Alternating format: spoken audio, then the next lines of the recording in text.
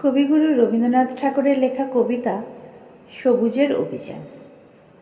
ওরে নবীন, ওরে আমার কাঁচা, ওরে সবুজ, ওরে অবুজ, আধমরাদের ঘামেরে তুই বাঁচা। রক্ত আলোর মদে মাতাল ভরে আজকে যে যা বলে বলুক তোরে। সকল তর্ক হেলায় তুচ্ছ করে পুচ্ছটি তোর উচ্চে তুলে নাচা। আয় দুরন্ত, আয় রে আমার কাঁচা। খাঁচাখানা দুলছে মৃদু হাওয়ায়, আর তো কিছুই নড়ে না রে ওদের ঘরের দাওয়ায়। ওই যে প্রবীণ, ওই যে পরম পাকা, চক্ষু কর্ণ দুইটি ডানায় ঢাকা।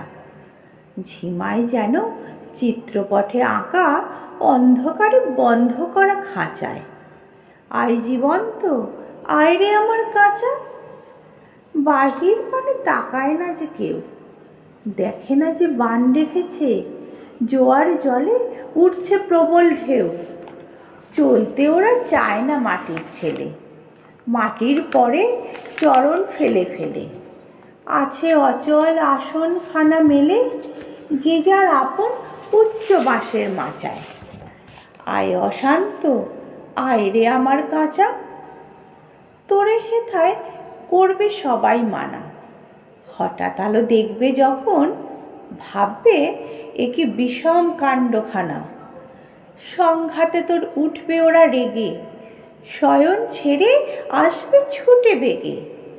সেই সুযোগে ঘুমের থেকে জেগে লাগবে লড়াই মিথ্যা এবং সাঁচায়।